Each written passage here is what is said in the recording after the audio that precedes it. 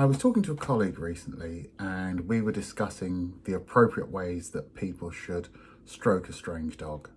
And he was saying that he actively encourages his son to always ask first, is it all right to stroke your dog? And how to then stroke it, that he should stroke it under its chin, not over its head and so on. And I said, I think that we're missing a point here. It's not that we should be teaching people how to stroke strangers' dogs, but we should create a mentality that it's not okay to ask. Don't ask to go and stroke somebody else's dog because it's not your dog. We make our dogs so vulnerable to being treated inappropriately or being stolen by encouraging them to interact with strangers when what we should be doing is the same as our children. If I came up to you on the street and said, oh, what a beautiful little girl, can I touch her? You'd be horrified. You'd call the police. You'd think there was something wrong with me. And you'd absolutely say no. Because you know that teaching your child to interact with strangers makes the child more vulnerable. So we teach our children, don't talk to strangers, don't take sweets from strangers, don't have anything to do with strangers. It doesn't stop our children being social. What we do is we teach them the people it's appropriate to be social with, and we encourage them to socialize with them. But to see everyone else as a stranger and avoid those people. My thing is, why don't we do the same with our dogs? We know that dog theft is one of the fastest growing crimes in this country, and one of the reasons is we make them so easy to steal because we're encouraged to socialize them, but we're not really told what socializing is. So we think socializing is expose your dog to as many people as possible. Let every stranger touch it. Let every person come up and make a fuss of it and give it treats and talk to it and communicate with it, because that's socializing. And what you end up with, and I'm sure many of you have found this to your cost, by the time your dog is 7, 8, 9 months old, it wants to run up to everybody. It runs up to random strangers in the park, wanting them to fuss it, because you've taught it to go to everyone, to see everyone as its friend. And I remember a time in a park near where I lived, where a young Staffy puppy ran up to this guy to say hello, and the guy just grabbed it and ran off with it, and the owner never saw it again.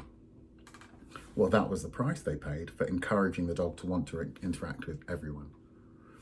So I think what we should do is we should be creating a new mentality that says, if it's not your dog, just leave it alone. Don't ask if you can stroke it. Don't teach your children how to stroke it appropriately. It's not your dog, just leave it alone. I personally would not take the risk with letting strangers interact with my dog, A, because it makes it more vulnerable, but also because I don't know that that stranger will be appropriate with it. I don't know, they won't be too rough or get too excited or frighten my dog. I don't know if my dog's in the mood or not in the mood to be stroked by strangers. So why would I put him at risk and say, okay, I'm going to let you stroke him just so I make you happy, even though it might be really costly to me and my dog. So please don't be offended if I'm walking a dog and you come up and ask to stroke it and I say no. I'll be as diplomatic as I'm likely to be, which is, no, you can't stroke my dog. What I want to say, what I'll be thinking is, no, of course you can't stroke it. It's my dog. If you want a dog to stroke, go and get one. Stroke it as much as you like, but you can't stroke mine because it's mine. What I'll try and say is something like, no, thank you. He's in training. Please leave him alone. I want my dog to be ambivalent to strangers. I don't want him to be interested. So no, I'm afraid you can't stroke him. But I would love to see a cultural change here where if it wasn't your dog, you just leave it alone.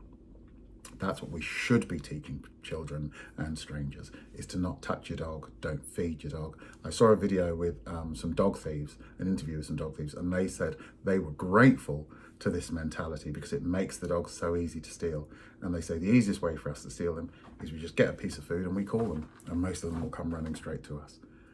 You'd be horrified if you heard of strangers offering children sweets and the children running over to get some. Do the same with your dog.